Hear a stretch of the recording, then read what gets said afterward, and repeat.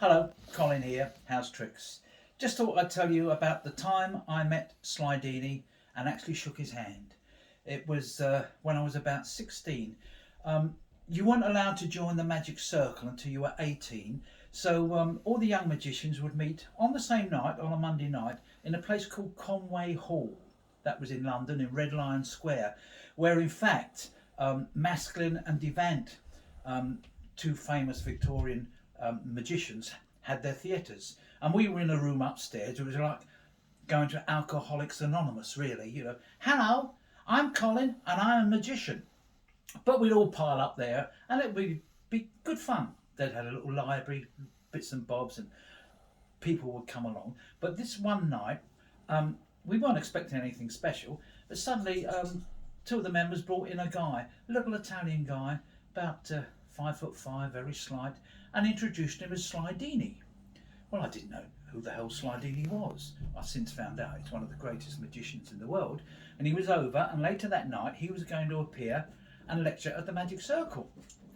But he came to us first, and he sat down, and I remember it as though it was yesterday. I can tell you exactly what he did. He blew our minds. I'd never seen anything like it.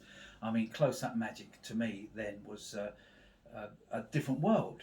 And he sat down, and I can tell you exactly what he did. He did his cigarette routine, which was unbelievable. He broke the cigarette, restored it, took the tobacco out, came back. I knew nothing about lapping and imp passes and that sort of technique, so I was just spellbound.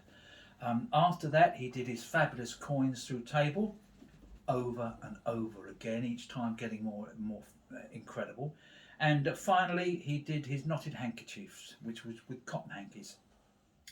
And at the end, he said, "It's very nice to see you all, boys. Great." And we all said, "Thank you, Mr. Slydini." And we all went up and we shook his hand, each one of us. So I can honestly say I shook Slydini's hand. And later on, I was in Davenport talking to Pat Page, and I said, "This Slydini." He said, "Oh, you've met Slydini?" I said, "Well, I saw Slydini. It was wonderful. Has he got any tricks out?" He said, "Slydini doesn't do tricks. He's written a couple of books. One was The Magic of Slydini, and then Slydini Encores. I could only afford one at the time, but since I've had both." He said, "I know you're going to go," Pat Page said, "I know you're going to go straight to the tricks." He said, "But read the opening chapter. It's about misdirection and the tree of misdirection." I said, "Yeah, of course I will." I wasn't going to do that at all. I was going to go straight to the tricks. But since I've learned, and what Pat told me has rung true, now I still got the books, they're upstairs, and I highlight the important bits. I don't go to the tricks anymore.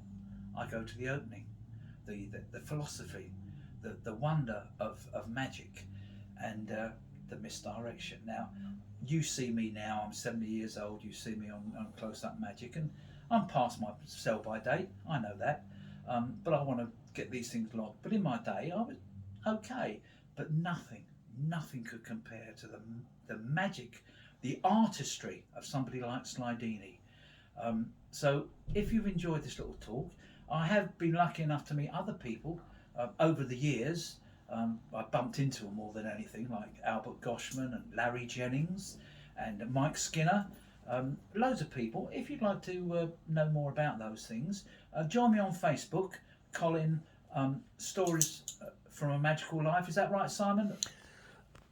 Collins' Memories from the Past. Magical Memories from the Past. Go on Facebook, and then we can go live and you can ask questions if you're interested. Join me. Anyway, for what it's worth, I've actually shaken Slydini's hand. I don't think the magic wore off though. Rubbed off. See you soon. Bye now.